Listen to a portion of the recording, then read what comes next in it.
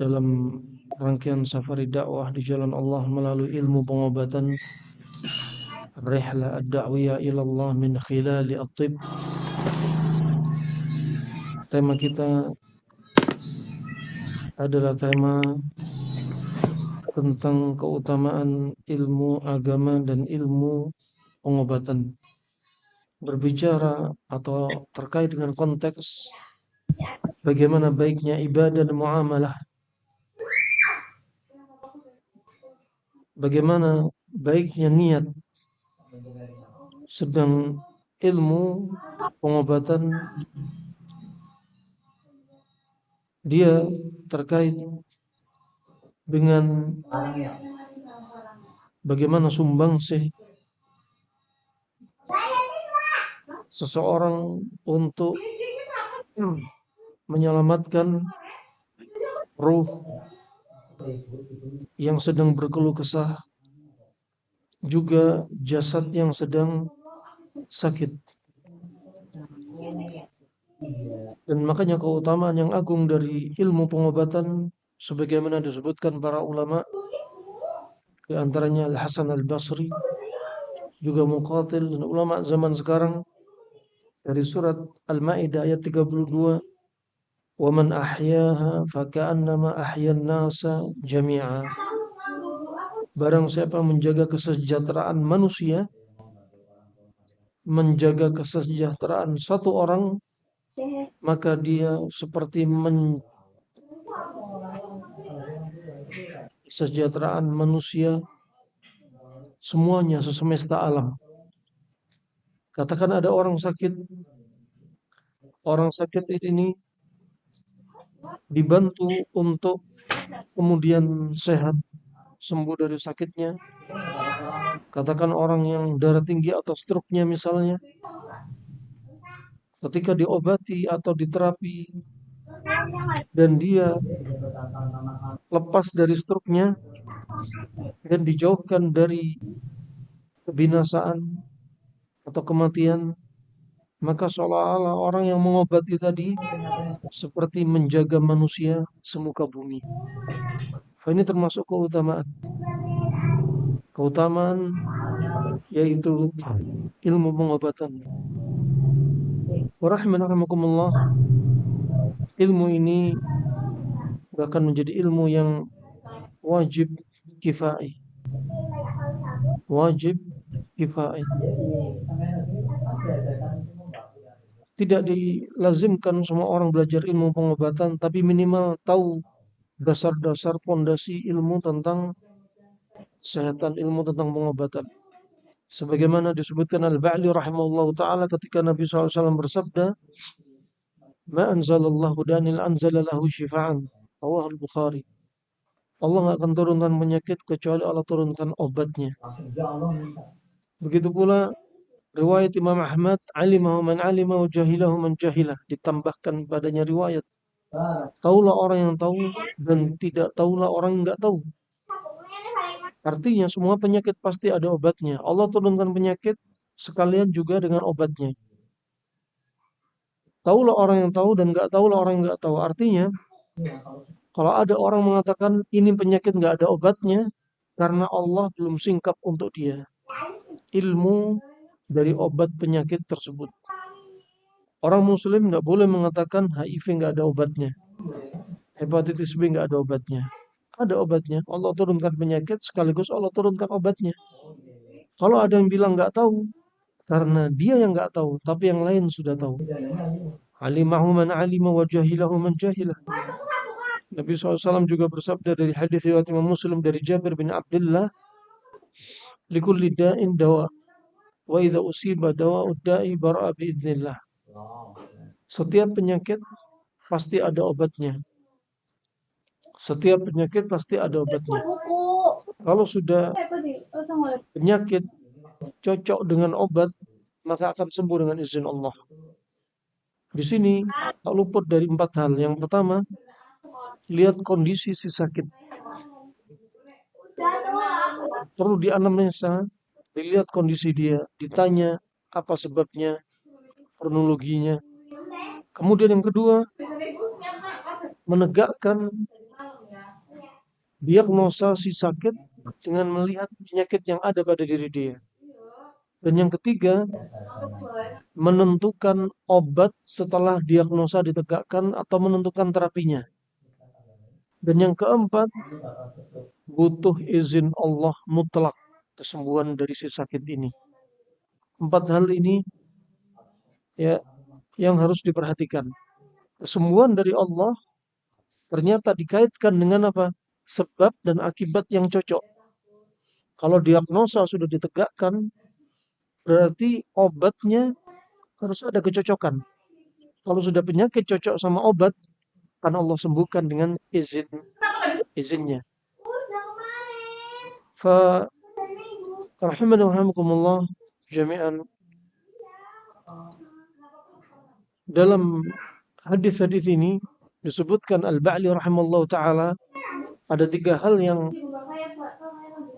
faedah yang besar yang harus kita perhatikan. Yang pertama, di sini anjuran dari Nabi Shallallahu Alaihi Wasallam untuk kita belajar ilmu pengobatan. Yang kedua, untuk meningkatkan rasa harap kepada si pasien, si sakit, si klien, bahwasannya penyakit dia pasti ada obatnya. Dan yang ketiga, untuk meningkatkan rasa harap kepada para pengobat, mau modern ataupun klasik, bahwasannya penyakit itu ada obatnya sehingga dia harus mendalami ilmu pengobatan sehingga bisa menemukan obat yang dikatakan orang katanya nggak ada obatnya. Kemudian rahmatullah, di antara yang perlu kita ketahui dari ulama-ulama salaf, salah satunya ilmu yang paling mulia setelah ilmu syariat adalah ilmu bagaimana menyelamatkan seseorang dari malapetaka, dari penyakit yang dia rasakan. Sebagaimana wasiat Imam Syafi'i rahimahullah ta'ala diriwayatkan oleh Ibnu Abi Hatim Ar-Razi dalam Adab Asy-Syafi'i wa Manaqibihi, dikatakan innamal ilmu ilman, bahwasanya ilmu itu ada dua, ilmu din wa ilmu dunya, ilmu agama dan ilmu dunia. Fal ilmu alladhi lid-din, adapun ilmu dalam urusan agama, huwa al-fiqh, dia adalah fikih. Wal ilmu alladhi lid-dunya, dan ilmu terkait dengan dunia, huwa at-tib, dia adalah ilmu pengobatan. Juga Imam Syafi'i berwasiat, la taskunanna baladan la yakunu fihi alim yuftika an dinik wala tabib yunbi'uka an amri badanik. Janganlah Anda tinggal di satu daerah, satu negeri, yang di negeri tersebut atau daerah tersebut tidak ada seorang alim pun yang berfatwa tentang urusan agama Anda, dan tidak ada seorang pengobat pun yang mengkabarkan kondisi tubuh Anda. Ini dua orang ini paling penting. Seorang alim dan seorang tabib. Ini paling penting dibutuhkan umat manusia sepanjang masa. Seorang alim untuk mengobati penyakit hati dari syubhat dan syahwat. Seorang tabib untuk mengobati penyakit jasad. Alangkah baiknya kalau ada orang yang mendalami ya ilmu agama dan ilmu pengobatan, dan dia punya keutamaan di antaranya bisa menyampaikan atau mengobati orang yang sakit sekaligus penyakit hatinya dan penyakit fisiknya. Juga disebutkan oleh Adz-Dzahabi dalam tarjamah Al-Imam Asy-Syafi'i dalam Syiar A'lam Nubala dari muridnya yaitu Harmalah, bahwasanya haram malah menyaksikan kana Syafi'i yatalahhaf ala ma dhayya'a al-muslimun min at-tibb. Dahulu Imam Syafi'i sangat sedih dengan kondisi kaum muslimin yang menyia-nyiakan ilmu pengobatan. Kemudian Imam Syafi'i berkata, "Dhayya'u thulutsal ilmi wa wakalu ilal yahudi wan nasara." Mereka sesungguhnya telah menyia-nyiakan sepertiga dari ilmu, dan sayangnya mereka memasrahkan ilmu pengobatan ini kepada Yahudi dan Nasrani. Juga dinukilkan oleh Adz-Dzahabi rahimahullah taala, Imam Syafi'i juga berwasiat, la a'lamu ilman ba'da al-halal wal haram ambal min ilmi at-tibb illa anna ahlul kitab ghalabuna alaih. Aku tidak mengetahui ilmu setelah halal dan haram yang lebih penting dibandingkan ilmu pengobatan. Setelah ilmu halal dan haram, yang lebih penting setelahnya adalah ilmu pengobatan. Tapi sayang, ahlul kitab telah mengalahkan kita dalam hal ilmu pengobatan. Dan ini waqi' terjadi. Fa rahimanallah jami'an, ilmu pengobatan ini ilmu yang mulia.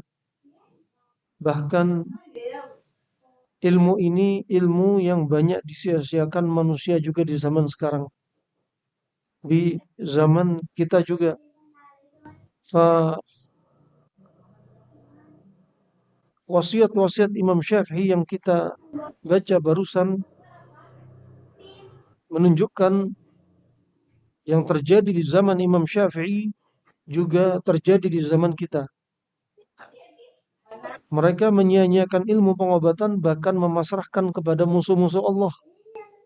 Sehingga sebagian musuh-musuh Allah menyiapkan obat-obat yang sengaja dimasukkan padanya unsur-unsur yang tidak boleh dikonsumsi, seperti babi, seperti organ binatang buas, seperti juga yang segala sesuatu diharamkan oleh Allah Subhanahu wa taala sengaja dimasukkan.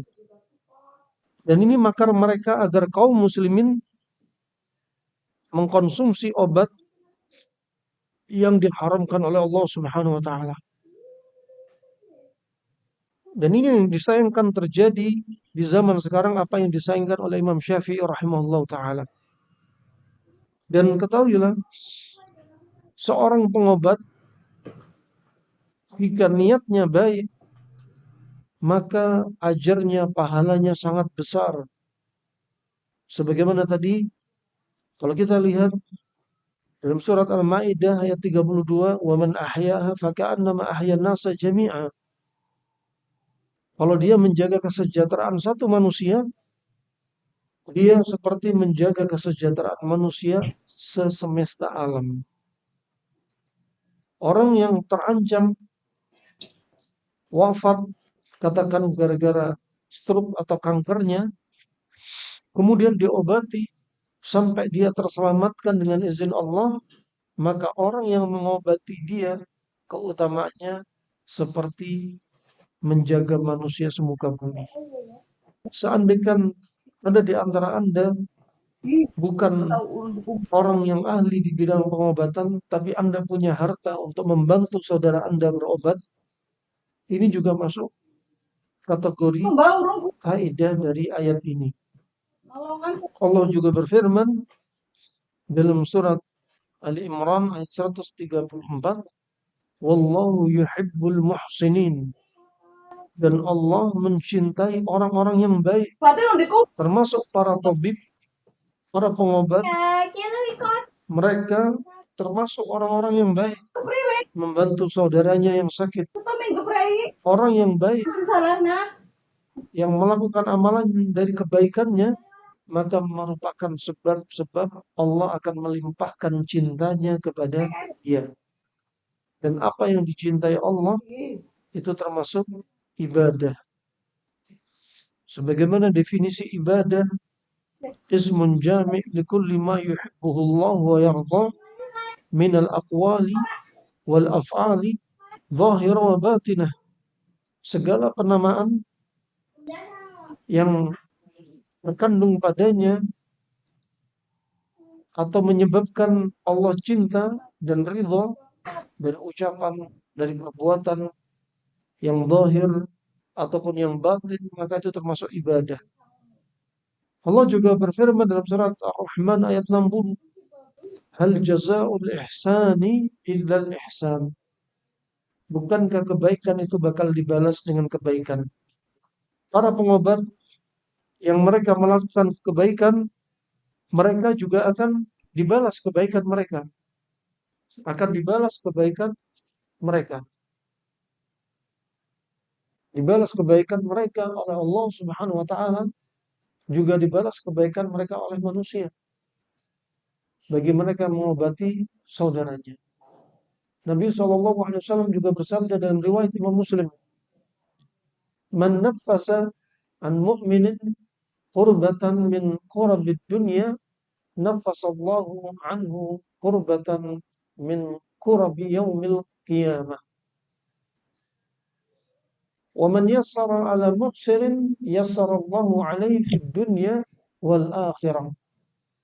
Anda perhatikan di sini, kalau ada di antara seseorang yang memudahkan urusan saudaranya yang dalam keadaan susah, katakan dalam hal ini ada orang yang sakit, dia dalam keadaan susah, juga dalam keadaan ekonominya terhimpit, dia susah untuk berobat, dia nggak mampu. Kemudian si pengobat, baik dokter modern ataupun klasiknya, membantu mengobati dia, melepaskan kesusahan dia dari sakit yang dia alami, apalagi ditambah orang ini nggak mampu untuk membayar si pengobat, kemudian dibantu orang ini, maka ketahuilah nanti di hari kiamat Allah juga akan mudahkan dia, urusan dia, ya, di padang mahsyar sampai urusan dia melewati sirat. Allah akan mudahkan, ya. Ini termasuk keutamaan. Salah satunya juga termasuk para pengobat. Tadi orang sakit banyak keluh kesah, mengeluhkan penyakitnya ini dan itu. Nah, pergi ke sana kemari, sudah banyak orang angkat tangan, tidak bisa mengobatin penyakitnya. Dan dia dengan ilmu yang dia punya, melalui penelitian dia bisa mengobati orang sakit ini, maka tatkala dia kesusahan, termasuk dia yaumul qiyamah, maka Allah akan mudahkan urusan dia. Rahimakumullah jami'an. Bukan hanya di yaumul qiyamah, demikian pula di dunia. Ketika kita memudahkan urusan orang yang susah, kita akan dimudahkan oleh Allah Subhanahu wa ta'ala. Inna Allah fi auni al-'abdi ma kana al-'abdu fi auni akhihi. Allah akan membantu seseorang selama seseorang itu membantu saudaranya. Ketika kita membantu saudara kita yang sakit, maka Allah juga akan bantu kita. Ini rahmatullah jami'an. Dan orang yang sakit, apa? Harusnya dipermudah urusannya. Basyiru wala tunaffiru, taisiru wala tu'assiru. Permudahlah urusan manusia dan jangan dipersulit. Ya, kasih kabar gembira, jangan dibikin takut. Orang yang sakit katakan punya masalah kanker, katakan kanker rahim. Jangan ditakut-takuti, Bu, usia ibu sisa 6 bulan. Nggak boleh. Ya, umur di sisi Allah. Orang sakit jangan ditakut-takuti. Orang sakit ditakut-takuti, tambah cepat mati. Ya, usia sisa 6 bulan bisa-bisa 6 hari sudah meninggal. Semakin parah sakitnya. Maka apa? Basyiru, kasih kabar gembira. La ba's alaik. Tahur insyaallah. Ya, dosa-dosamu akan dihapus segera. dan kamu akan segera diangkat penyakitnya oleh Allah Subhanahu wa taala. Sabar. Nah, kesembuhan Allah sudah dekat. Syifa'uka qarib. Kasih kabar gembira. Oh, ini penyakit insya Allah gampang. Segera diangkat. Demikian, jangan ditakut-takuti. Oh, ini sakit ini kalau kena ini. Bentar lagi ini bisa mati. Jangan. Basyiru, kasih kabar gembira. Wala tunafiru, jangan dibikin kabur. Tasiru wala tu'asiru. Permudah urusan mereka, jangan dipersulit. Administrasi jangan dibikin mahal-mahal. Kalau periksa, datang untuk periksa, membutuhkan hasil lab, misalkan lab itu yang sepenuhnya. Ini wujud amanah. Ya, tidak perlu cek lengkap semuanya sehingga membutuhkan biaya jutaan rupiah. Contoh, misalkan dia punya masalah diare. Yang di lab, misalkan dokternya membutuhkan lab cuma melalui pemeriksaan feses, tinja, kotorannya, najisnya dia, misalkan. Tidak harus semuanya diperiksa lengkap. Sehingga apa? Dia mengeluarkan biaya yang besar. Wah, ini harusnya apa? Niatnya seperti demikian sepenuhnya. Bukan niatnya menguras harta si sakit sebanyak-banyaknya karena dia dapat persenan 20% dari tulisan hasil lab yang dibutuhkan untuk si sakit. Ini berarti apa? Memperparah, mempersulit kondisi si sakit. Sudah sakit, ditambahi kita target si sakit dengan pendapatan biar kita dapat persenan. Ini nggak dianjurin. Ini rahmatullah. Begitu pula kadang menulis resep. Menulis resep untuk si sakit, ditambah-tambahi resepnya obat yang nggak diperlukan. Kenapa? Karena yang nulis resep bakal dapat persenan 20%. Ini bisa mempersulit kondisi si sakit. Maka itu asyur. Si sakit ketika masuk ke rumah sakit dipermudah administrasinya, waktunya, ya, penanganannya. Ya, kalau sudah selesai, boleh pulang ya boleh pulang. Jangan diulur-ulur waktunya, tambah lagi 1 pekan, biar apa? Pengobatannya itu dapat untung lebih banyak. Padahal sudah harus pulang. Ini wujud nggak amanah. Nah, kalau dia, si pengobat mempersulit kondisi si sakit sudah susah, fisiknya lemah, ekonominya lemah, ya, wah dia masih menahan nyeri. Nah, dan subhanallah masih apa? Orang yang mengobati mempersulit urusan dia. Ketahuilah, si pengobat semacam ini Allah akan persulit kondisi dia di dunia dan di yaumul qiyamah. Nasallahu alaihi. Ya, tatkala si pengobat mempersulit urusan si sakit, akan ada saatnya Allah persulit urusan dia di dunia. Ketika keluarga dia sendiri yang sakit, Allah persulit urusan dia. Farahmanakumullah jami'an. Juga Nabi SAW bersabda, "Waman satara musliman satarahullahu fid dunya wal akhirah." Orang sakit kadang punya aib.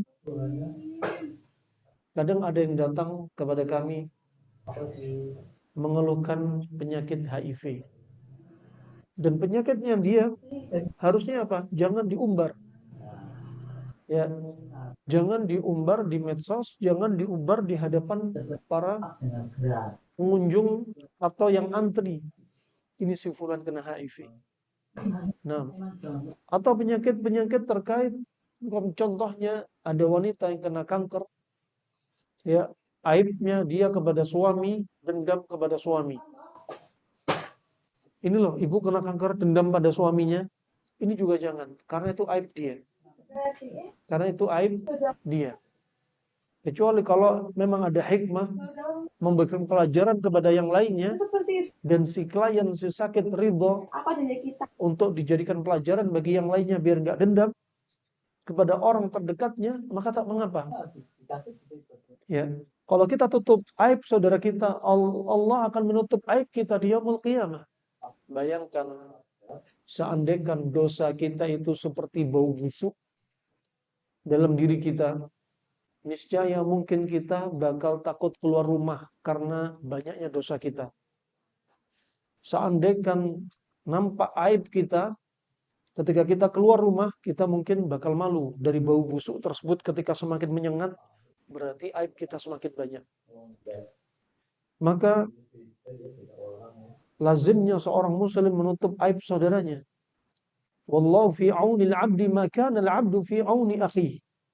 Dan sungguh pertolongan Allah itu pada seorang hamba tergantung pada hamba yang sering menolong saudaranya. Antum sering tolong saudara antum. Kalau ada orang sakit, bantu. Gimana dia lepas dari penyakitnya. Kalau nggak bisa ngobatin, ya bantu biaya. Nih kamu berobat kepada si fulan, biar kamu cepat sembuh. Aku yang menanggung pengobatan untuk kamu. Misalkan. Nah ini alhamdulillah. Kadang apa? Kadang balasan untuk pengobatan seseorang itu nggak spontan. Kadang ada orang datang kepada si pengobat dalam keadaan nggak ada duit. Atau duitnya cuma sedikit. Jangan tolak pengobatan mereka. Kenapa? Karena ada saatnya rezeki itu bukan dari si sakit yang nggak punya duit. Tapi apa? Rezeki Allah melalui pasien yang lainnya yang dia punya banyak duit, yang harusnya tarifnya hanya sedikit, dikasih lebih ternyata oleh si sakit yang lainnya. Juga kadang manusia si pengobat juga berpikir pendek. Rezeki itu dilihat dari apa? Ngobatin si sakit dapat tarif. Bukan dari itu. Rezeki dari Allah nggak bisa dihitung dengan matematika. Ya, tarif si orang nggak sakit nggak usah dipaksa kalau nggak mampu. Ya, kadang ada rezeki datang dari Allah melalui jalur yang lain. Jalur nggak spontan rezeki dari Allah seperti apa? Dijaga kesehatan dia. Gara-gara dia menjaga kesehatan orang lain. Karena ketika kami di Yaman dahulu ada orang yang sakit dan ekonomi mereka sedang terhimpit. Mereka profesi nelayan, datang, maaf saya sedang nggak ada duit. Tapi sudah berobat, nggak bilang dari awal. Ketika di akhir baru bilang, saya nggak ada duit. Ya mohon maaf, saya bayar nanti pas ada duit. Jadi, nah, jangan dipaksa. Lah masalah ya, nggak mengapa.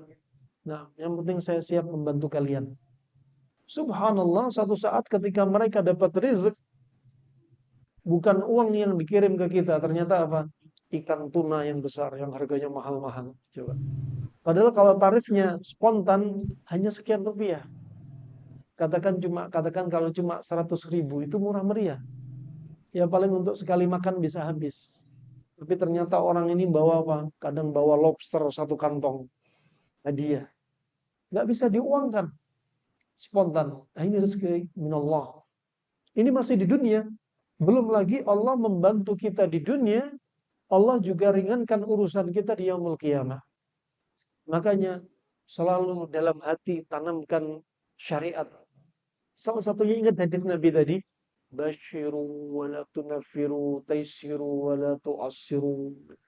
Permudahlah urusan saudara Anda, jangan dipersulit. Kasih kabar gembira kepada mereka, jangan dikasih kabar yang membuat mereka lari. Dulu di zaman pandemi Covid, manusia ditakut-takuti dengan ambulan. Bunyi sirine ternyata nggak ada orangnya di dalamnya. Agar manusia takut semua masuk dalam rumah. Ini nggak boleh. Juga ditakut-takuti diantaranya dipasang di alun-alun, mati isinya pocongan. Awas yang nggak pakai masker bakal jadi nasibnya seperti dia. Ini nggak boleh. Orang sudah dalam keadaan sakit, ditambah takut, bakal tambah sakit. Nah, datang di antaranya riwayat, ada seorang sahabat Nabi, ketika mendapati sahabat yang lainnya tidur, sahabat ini mencari seutas tali untuk menakut-nakuti saudara yang lainnya, biar dilempar dipikir ular. Nabi melarang. Disebutkan dalam riwayat, nah Nabi SAW ayyarwi'a akhah.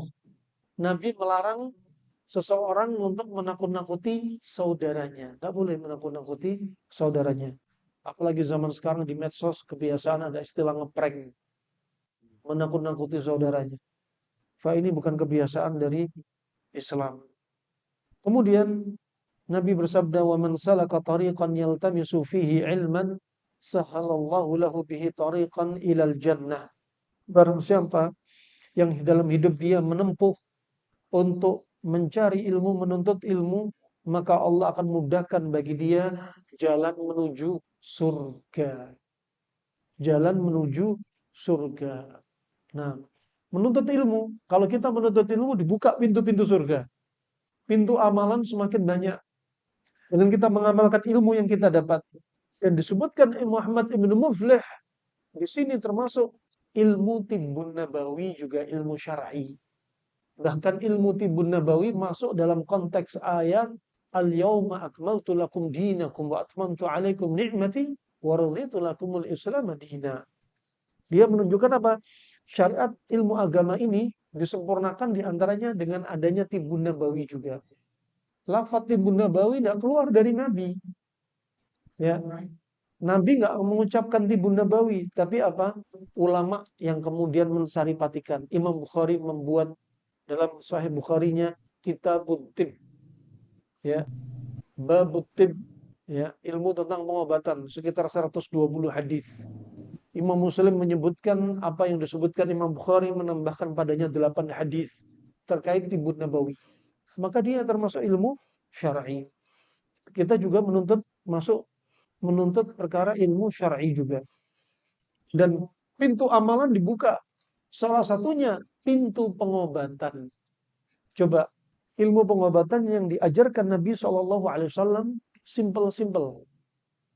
Sangat simpel. Sebagaimana Nabi bersabda, "Inna hadzal din yusr, wa la yushadad din ahadun illa ghalabah."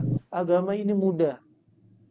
Ya, barang siapa ekstrim terhadap urusan agama ini, ekstrim kanan, ekstrim kiri, maka dia sendiri bakal kalah. Sama urusan sehat dari penyakit, sembuh dari penyakit itu mudah, jangan dipersulit. Anda untuk sehat dari penyakit itu mudah, jangan dipersulit. Ya, contoh kita perhatikan dikonsepkan oleh para ulama di masa silam. Kenapa Nabi SAW menyebutkan pengobatan di masa silam itu simpel-simpel seperti bahwasanya asyifa fit thalathah. Ilmu pengobatan itu ada pada 3. Ya, fi syurbati asalin, minum madu, wa syartati mihjamin, sayatan bekam, wa kayyati binarin, dan sengatan besi panas. Kenapa kok disebutkan 3? Dan pertama, lafaz bilangan annal adad la yufidu al-hasr. Bilangan itu tidak memberikan makna pembatasan. Artinya ilmu pengobatan bukan hanya 3, masih banyak.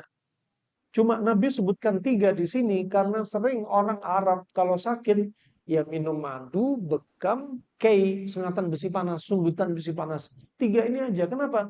Karena orang di masa silam sakitnya itu simple-simple. Kenapa sakitnya simple? Karena makanannya simple. Orang kalau makanannya cuma sederhana, bukan di restoran sederhana ya. Ya. Orang yang makannya cuma sederhana, maka kalau dia sakit, sakitnya sederhana. Dan kalau sakitnya sederhana, obatnya juga sederhana. Nah, makanya cuma madu, bekam, kei. Adapun di zaman sekarang, makanan semakin variatif. Semakin kita banyak makan, maka penyakit yang muncul semakin berat. Semakin berat penyakit yang muncul, pengobatannya juga butuh lebih intens. Nah, ini contohnya. Warahmatullahi jami'an. Makanya semakin kita banyak makan, semakin dekat dengan penyakit. Semakin kita banyak makan dan gak perhatian dengan pola makan, maka perut kita sebagai wadah penyakit. Nabi bersabda, "Ma mala adamiyun wi'an syarran min batan." Gak ada yang lebih buruk yang memenuhi anak Adam yang lebih buruk daripada wadah perutnya. Fa ini rahmatullahi jami'an. Maka ketika kita belajar ilmu terkait salah satunya ilmu agama juga termasuk ilmu tibbun nabawi, bakal ada kemudahan-kemudahan untuk menuju surga. Anda melihat ada orang sakit pinggang. Ternyata Nabi pernah buat resep. Resepnya langsung dari langit. Ya, Fa di antaranya sabda Nabi SAW dari Anas bin Malik dari riwayat Ibnu Majah, ilaju irqin nasa alyatu kabshin, alyatu kabshin. Obatnya nyeri pinggang isialgia itu pakai ekor kambing gibas. Yudhab, dia dimasak, dilelehkan. Bisa dimasak dengan cara apa? Dilelehkan. Kalau zaman dahulu ekor kambing ini setelah dikuliti, tentunya ambil ekor kambing ketika hidup apa mati? Sudah sembelih apa masih hidup? Sudah sembelih. Kalau masih hidup dipotong untuk obat, jadinya bangkai statusnya. Disembelih dulu dong. Nah, kalau enggak beli di tukang jagal banyak sekarang. Nah, ekor kambing di Jerman harganya sudah melejit. Umat Islam dikabari Nabi tentang ekor kambing, masih banyak belum tahu manfaat ekor kambing. Kadang orang-orang non-muslim meneliti hadis-hadis Nabi, dikumpulin. Mereka meyakini pasti ada manfaat, walaupun mereka nggak berislam. Nah, subhanallah, ya ekor kambing ini diolah. Pertama disebutkan oleh Nabi penyakitnya. Ya, nama penyakitnya irqun nasa, isialgia, nyeri pinggang isialgia, nervus sciatica. Kemudian yang kedua, sebutkan obatnya, aliyatu kibish. Penyakit disebutkan, obatnya disebutkan.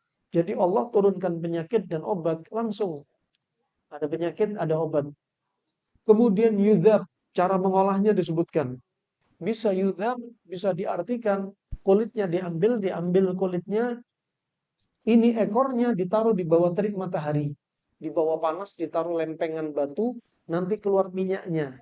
Minyaknya inilah yang jadi obat.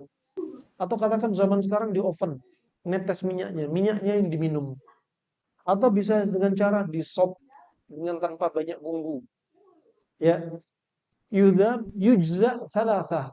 Yang berikutnya, yang keempat, dosisnya. Dosisnya, yujza thalathah. Satu ekor dibagi menjadi 3 dosis. Likuliyum juz. Satu harinya satu dosis. Berarti satu ekor untuk 3 hari. Kemudian yang kelima, cara minumnya disebutkan Nabi. Wa yushrab ala riq, diminum, dikonsumsi ketika perut kosong. Coba, ini hadis yang paling lengkap. Disebutkan nama penyakit, obatnya, cara mengolah, dosisnya, cara minumnya. Masya Allah. Kalau ada mengatakan ilmu pengobatan Nabawi, ilmu yang nggak jelas. Ilmu yang belum teruji coba. Subhanallah, ini termasuk tuduhan yang keji.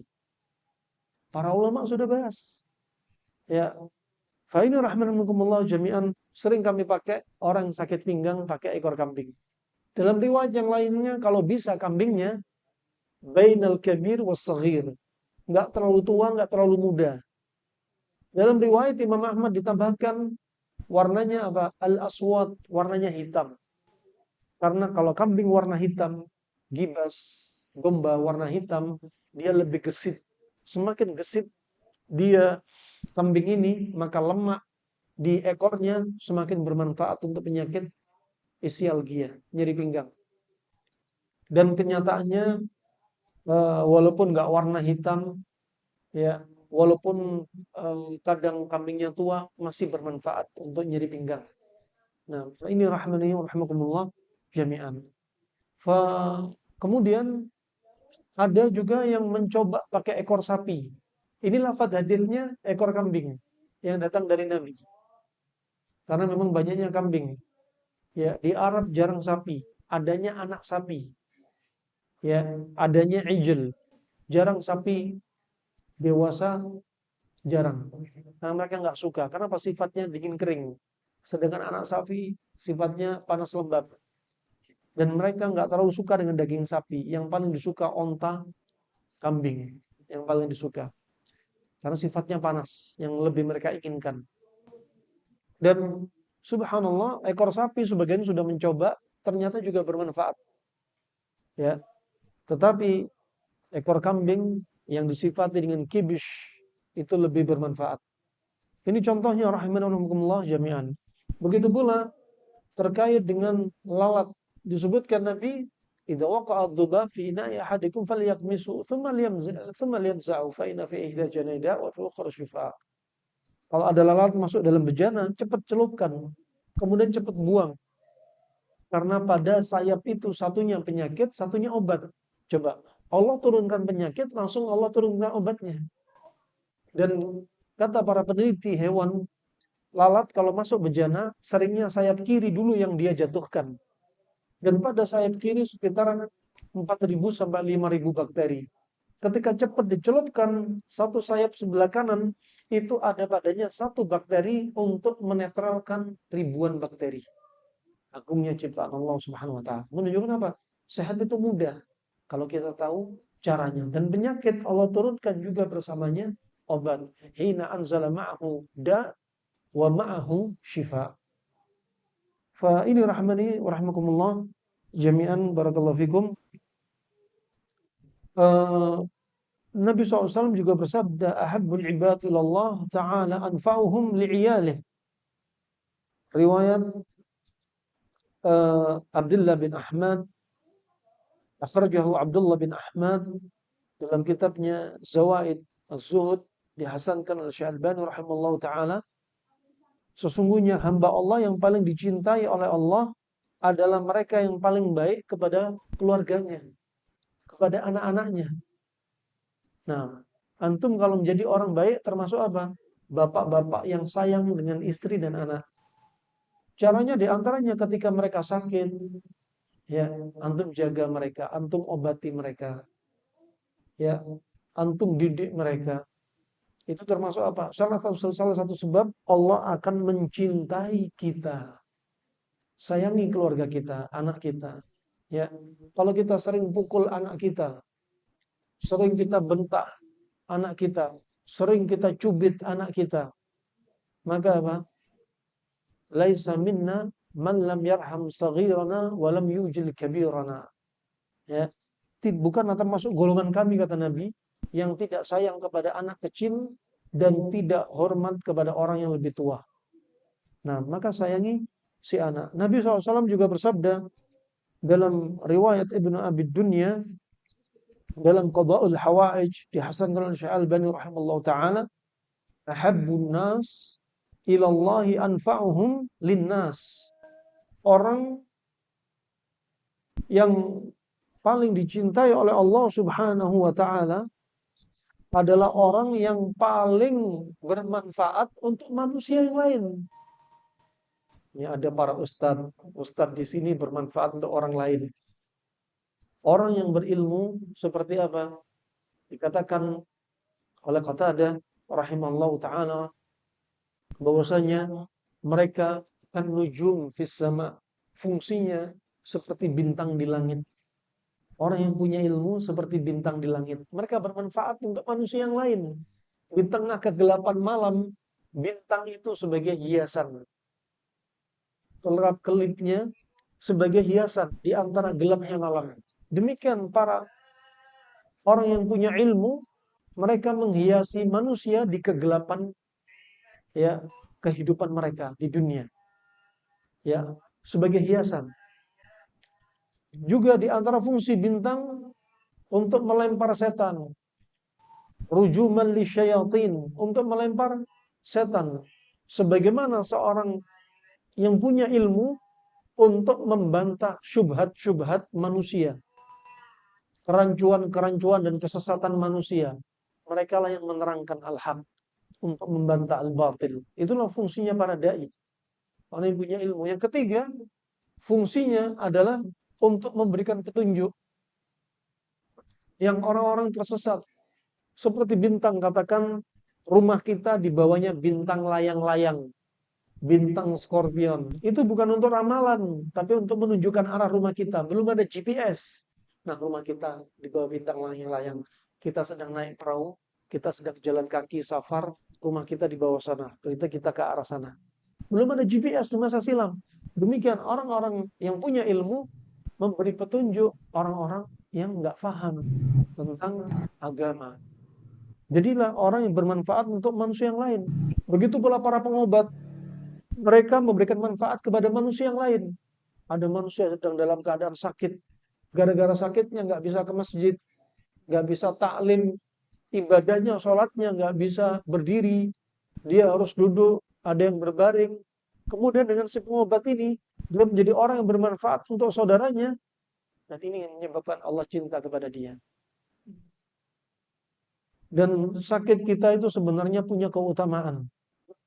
Dan keutamaan sabar nggak banyak keluh kesah ketika sakit. Disebutkan hadis Abu Hurairah, riwayat Al-Hakim dan Mustadraknya dihasankan oleh Syekh Albani rahimallahu taala, "Idza btalaitu 'abdi al-mu'min falam yashkuni ila 'uwadihi atlaqtuhu min isari."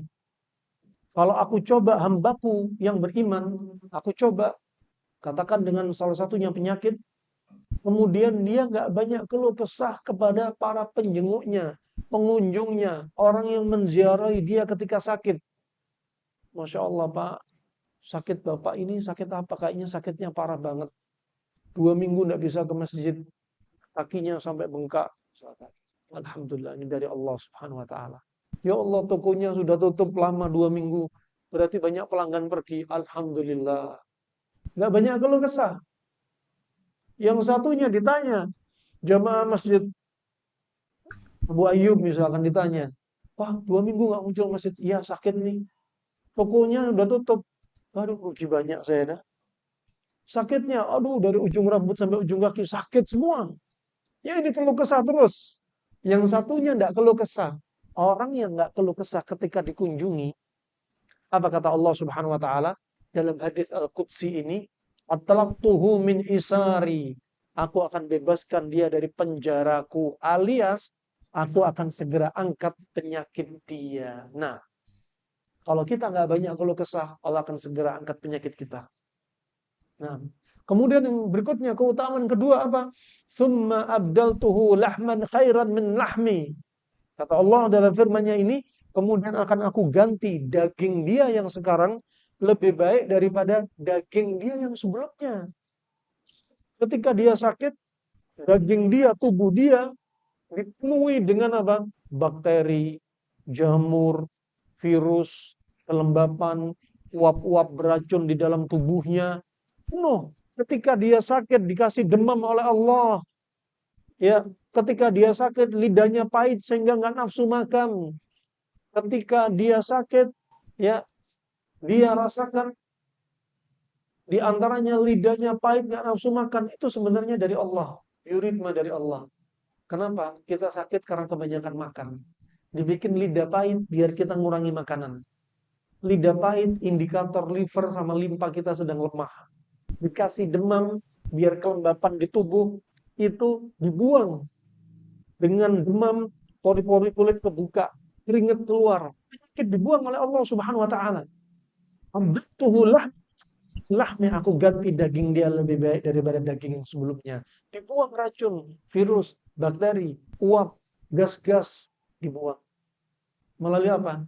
Keringat dia ketika demam, ketika sakit. Nah, ini ada orang baru dikasih demam. Demam baru 37,5 derajat Celcius. Sudah minum paracetamol 10 tablet. Udah nggak sabar.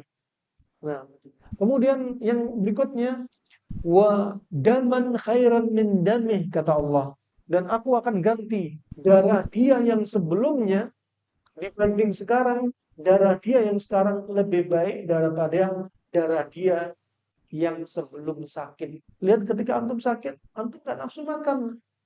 Ketika antum nggak nafsu makan, darah antum lebih bersih, lebih encer.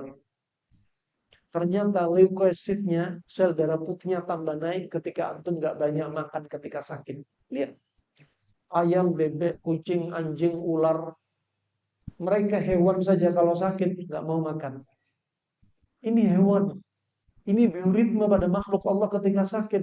Sama kalau kita sakit, salah kalau antum bilang pada anak antum, nak, banyak makan nak, biar bisa mondok lagi nak, balik ke pondok, biar bisa sekolah lagi nak. Salah. Sakit bukan disuruh banyak makan. Kalau antum sakit, istri antum berwasiat, ya, ya, sayang, bib, banyak makan ya, biar cepat sehat, biar bisa kerja lagi. Sudah 2 minggu kamu nggak kerja, pendapatan bulanan kita turun, kata istrinya. Sehingga disuruh banyak makan. Yang suaminya, Ya, sayangku, my honey, kamu banyak makan ya. Jangan sakit, istri cuma satu, susah nanti. Bukan itu rahimahumullah. Ketika sakit, itu bukan anjuran banyak makan. Justru bukan anjuran banyak makan, justru kurangi makanan. Ya, kurangi makanan. Ketika kita nggak banyak makan, darah kita jadi bersih, leukositnya naik, darahnya encer. Dan disitulah mulai Allah jadikan kesembuhan untuk kita. Faedah yang keempat, summa yastanisu minal amal. Kemudian dia akan mendatangi amalan-amalan dari dunia, amalan ibadah lebih nyaman, lebih enteng. Setelah dagingnya bersih, darahnya bersih. Ada satu hadis yang hadis ini diperbincangkan oleh para ulama, di antaranya Syekh Al-Albani, juga di antaranya Syekh Muqbil, Imam Al-Bukhari, Imam Nawawi melemahkan hadis ini. Adapun Syekh Al-Albani mensahihkan di satu tempat, ya, dan kebanyakan ulama melemahkan hadis ini, dan kemudian Ibnu Qayyim mengatakan, ya, makna hadis ini sahih. Seandainya hadis ini lemah, tapi maknanya benar. Ya, kalau hadis ini sahih, maka itu mukjizat dari Allah mengabarkan kepada Nabi untuk orang sakit apa yang perlu dilakukan.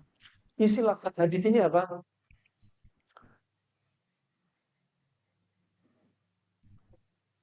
Di antara yang disebutkan apa? La yaqra, ya, bahwasanya janganlah dipaksa orang yang sakit untuk apa? Untuk makan dan minum. Untuk makan dan minum. Jangan dipaksa orang sakit untuk makan dan minum. Ya, fa innallaha yut'imuhum wa yusqihim. Karena Allah Subhanahu wa taala lah yang memberikan makan, Allah lah yang memberikan minum. Baik. Apa maksudnya? Sebagian ulama mentakwilkan, ya, bahwasanya orang sakit jangan dipaksa makan, jangan dipaksa minum. Ya, jangan dipaksa makan, jangan dipaksa minum. Ini hukum asalnya. Bukan berarti orang sakit disuruh puasa. Salah. Allah berfirman, "Faman kana minkum maridan aw 'ala safarin fa iddatun min ayyamin ukhra." Justru kalau orang sakit, kalau dia puasa Ramadan, dianjurkan mengqadha di hari yang lainnya kalau sakitnya berat. Nggak boleh puasa karena akan tambah parah. Ya. Kemudian apakah orang sakit disuruh banyak makan? Salah juga. Jadi orang sakit jangan banyak makan. Makannya seperlunya dan makanannya jadikan obat untuk dia. Nggak boleh banyak-banyak makannya. Semakin banyak makan, ya, semakin apa? Berat tubuh dia untuk membersihkan makanan tersebut. Maka apa? Jangan dipaksa orang sakit untuk makan. Kayak jangan dipaksa apa? La yuqra bil ta'am wasyarab. Jangan dipaksa untuk makan dan minum. Karena Allah yang memberi makan dan minum. Bagaimana cara Allah memberi makan minum? Bukan dengan mengirimkan tetangga untuk membawa makanan atau malaikat membawa makanan. Ternyata apa? Dengan nggak banyak makan, darah kita encer, leukositnya tinggi, darah kita lebih sehat, nutrisinya lebih tinggi, oksigennya lebih banyak. Itulah cara Allah memberi makan tubuh orang yang sakit. Selain rahmatullah jami'an barakallahu fikum. Ya, juga Nabi SAW bersabda, "Habbun nasi ilallahi anfa'uhum linnas." Orang yang paling dicintai di sisi Allah adalah yang paling bermanfaat kepada manusia. Wa ahabbul a'mali ila Allah azza wajal sururun tudkhiluhu 'ala muslim. Dan amalan yang paling dicinta di sisi Allah adalah apa? Kita memberikan kebahagiaan kepada seorang muslim. Hatinya orang muslim. Kalau ada orang sakit sedih, bikin dia bahagia, kunjungi dia, hibur dia, doakan dia. Nah, ini termasuk apa? Amalan yang menyebabkan kita juga dicinta oleh Allah Subhanahu wa taala. Takshifu anhu qurbah. Yang mana dengan uh, kita mendatangkan amalan-amalan untuk menyingkap kesusahan dia. Sakitnya dia termasuk, maka Allah akan permudah diri kita untuk uh, yaitu menyelesaikan dari urusan-urusan yang kita juga susah. Berat baik di dunia, di alam barzah, ataupun di yaumul qiyamah. Wallahu a'lam bishawab. Ini bisa kami sampaikan. Mungkin ada satu dua pertanyaan, dipersilahkan. Barakallahu fikum. Ya.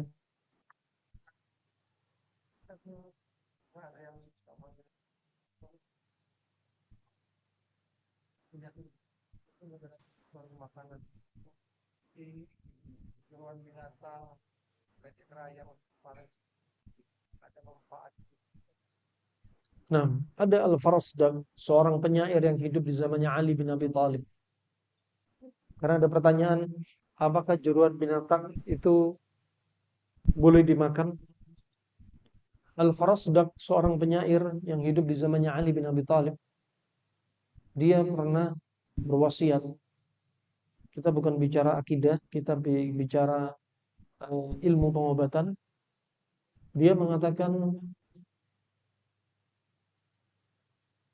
alaikum bil muqaddam wa iyyakum bil batn war ra's fa inna da fihima. Hendaknya Anda mengkonsumsi makanan itu bagian depan. Ya, dari apa? Dari hewan-hewan ini, pelet bagian depan.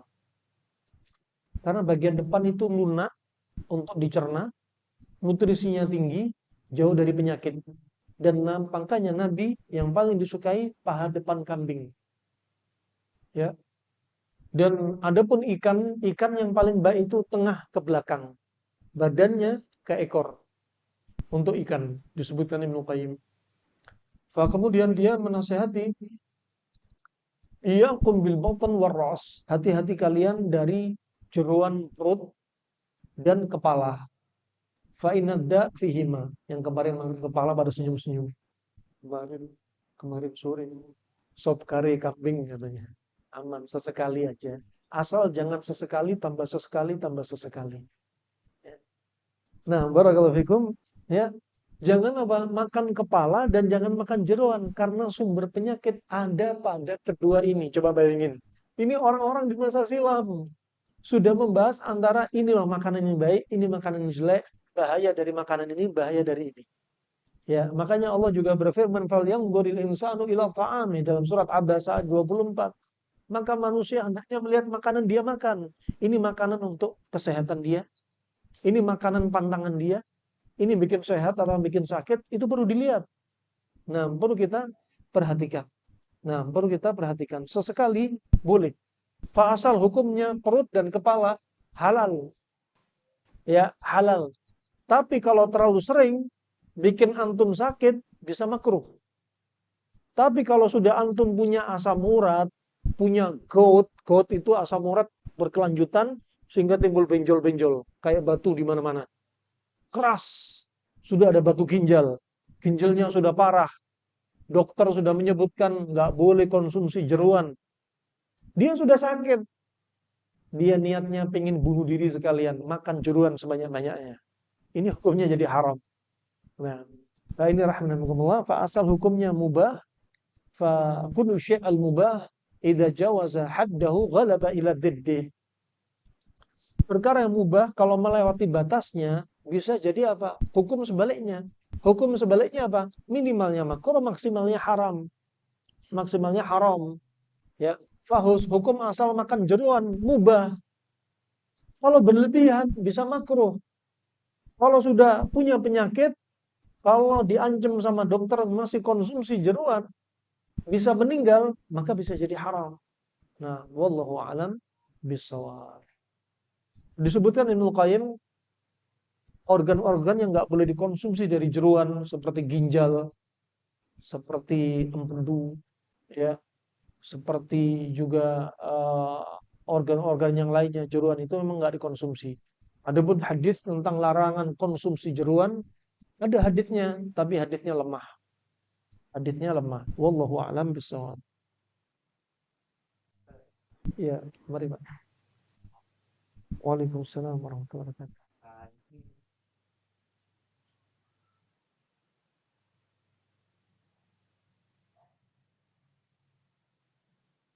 Nah,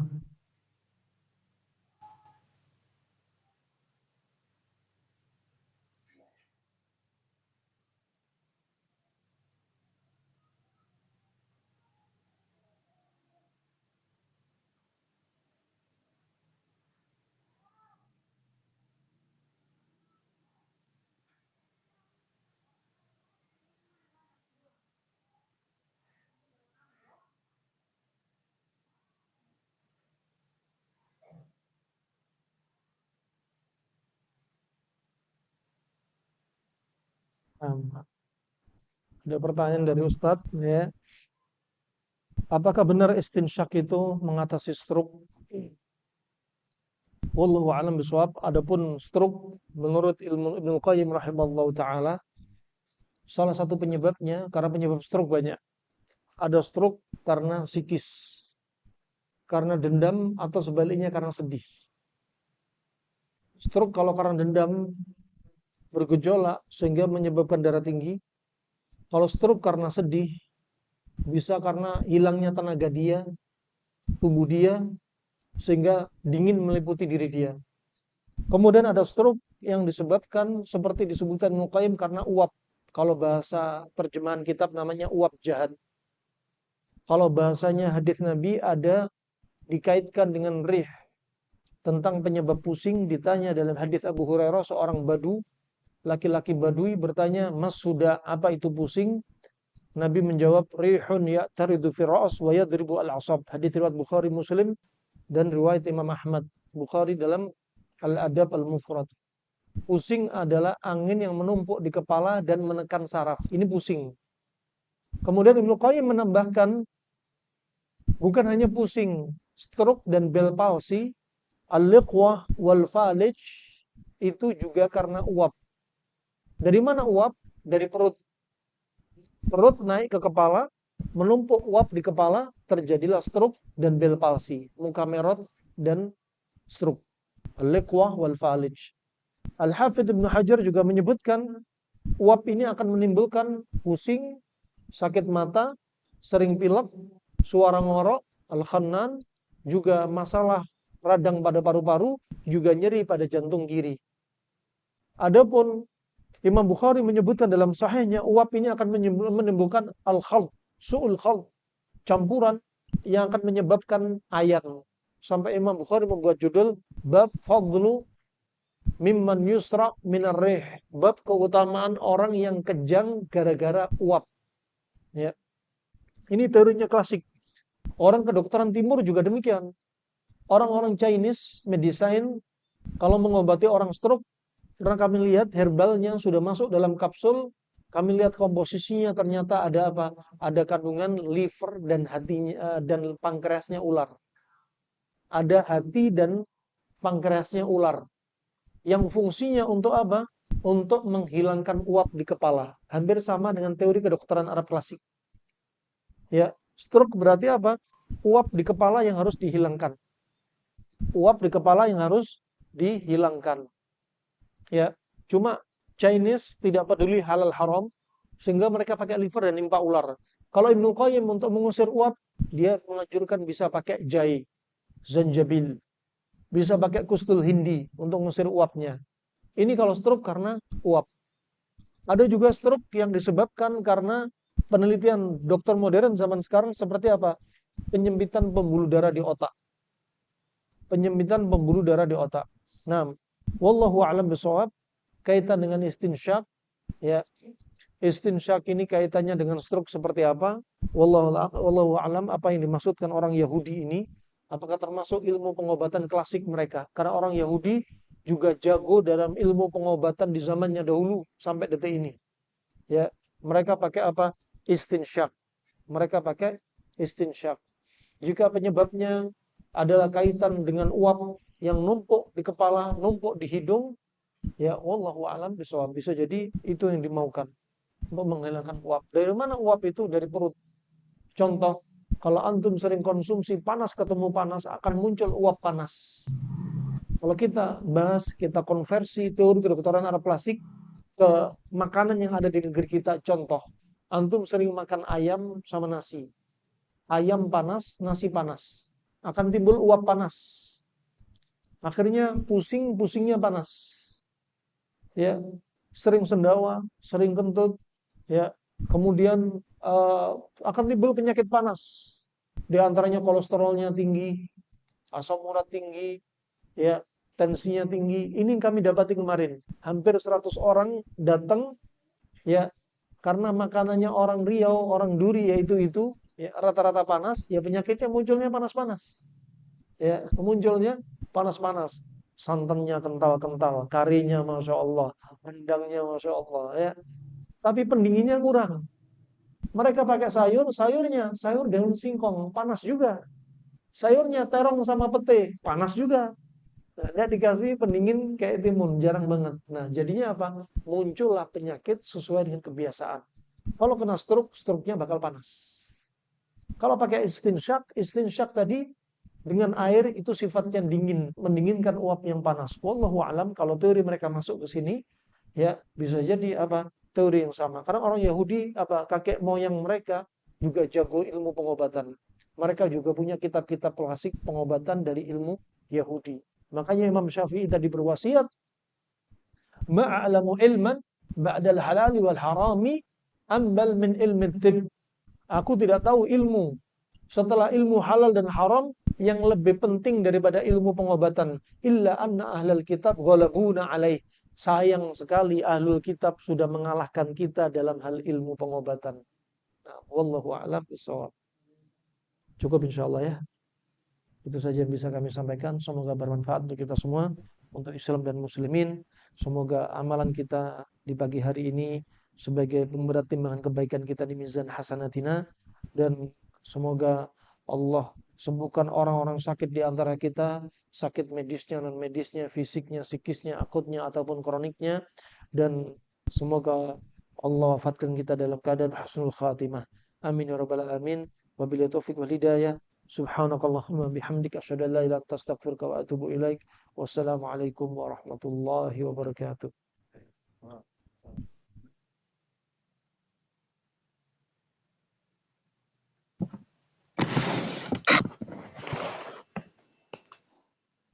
Mohon ketiga ini